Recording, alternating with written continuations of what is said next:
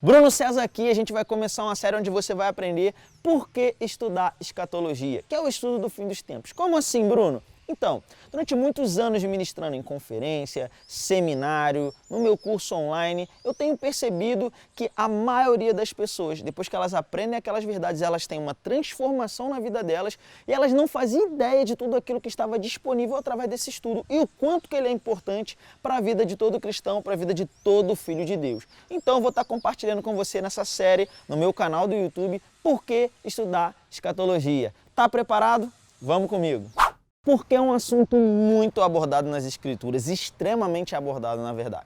Os estudiosos afirmam que 37% das Escrituras fazem parte da escatologia bíblica ou do estudo do fim dos tempos. Pra você ter uma noção, a Bíblia fala mais do futuro, daquilo que ainda vai acontecer, que Cristo ainda vai proporcionar na sua próxima vinda, do que aquilo que ele já fez. E se a escatologia bíblica corresponde a 37% das escrituras, fica muito difícil você entender a Bíblia sem entender a escatologia bíblica.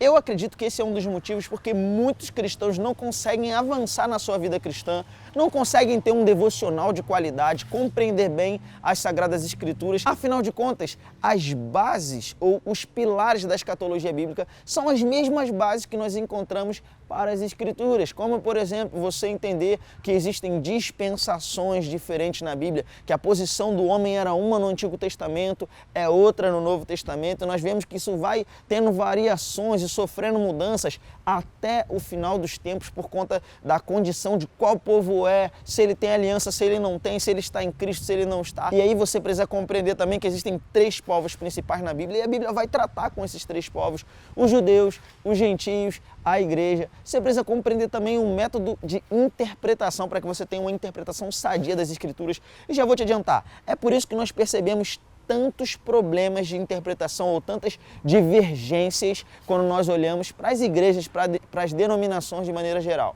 Isso começou muito tempo atrás. Se você estudar a história da igreja, você vai perceber isso, que a igreja se perdeu. E quando a igreja se perdeu, ela perdeu também esse feeling ou essa ligação com a escatologia.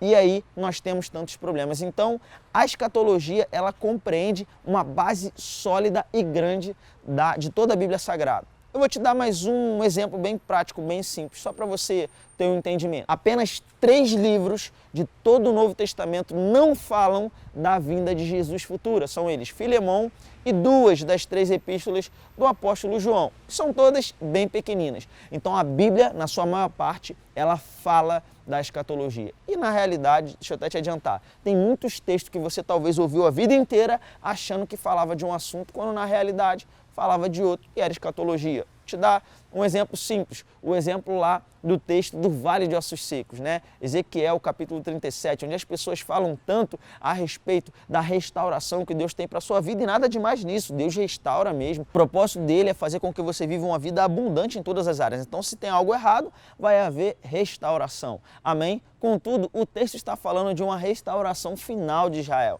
Se olhar lá no versículo 10 e 11, inclusive, o Senhor ele fala para o profeta, esses ossos aí, esse exército, é toda a casa de Israel. Isso tem a ver com o cumprimento futuro de coisas que ainda vão se manifestar no futuro para Israel, que o apóstolo Paulo trata algumas vezes, amém? E vou te dar uma dica, já que você chegou aqui até o nosso final do vídeo, eu vou te dar uma dica. Vamos lá, cuidado para não cair na besteira, na bobeira de falar coisas do tipo como a gente ouve às vezes por aí, eu não quero saber do anticristo não, porque o anticristo eu já não vou estar mais aqui, né? Principalmente aqueles que acreditam que não vão estar aqui no período da tribulação. Eu acredito dessa forma também, nada demais. Agora, deixa eu te dizer uma coisa. A identidade do anticristo não é apontada na Bíblia. E aí tem gente que acaba perdendo muito tempo com coisas que não vão edificar e não são bíblicas. Lembre disso.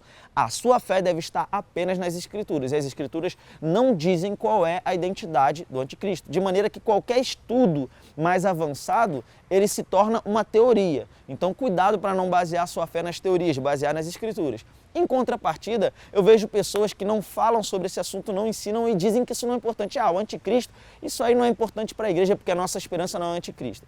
Vou te fazer uma correção simples. 2 Tessalonicenses capítulo 2, o apóstolo Paulo falando com a igreja de Tessalônica, ele fala sobre o anticristo. E não só isso, ele chega a dizer, vocês não lembram que eu costumava ensinar sobre essas coisas para vocês? Então o apóstolo Paulo ele tinha costume, hábito de falar sobre a escatologia bíblica e também sobre a pessoa do anticristo. Não diretamente sobre a identidade, mas sobre a pessoa do anticristo. Então é um erro muito grande quando um cristão, principalmente um líder, alguém que é um ministro, diz que não é importante estudar a pessoa do anticristo. Porque afinal de contas, isso é dizer que algo que é considerado uma base do cristianismo, uma parte que compreende muito das escrituras e que o apóstolo Paulo tinha o hábito de ministrar, isso não seria algo importante. É um erro muito comum, amém? Então não cometa esse erro. Se você vê alguém fazendo esse tipo de coisa, ame a vida dessa pessoa, amém? Você não vai virar um chato, não é para você tacar pedra em ninguém, não. Mas você já aprendeu, está vacinado, amém? Esse assunto, o assunto da escatologia, é um assunto extremamente importante.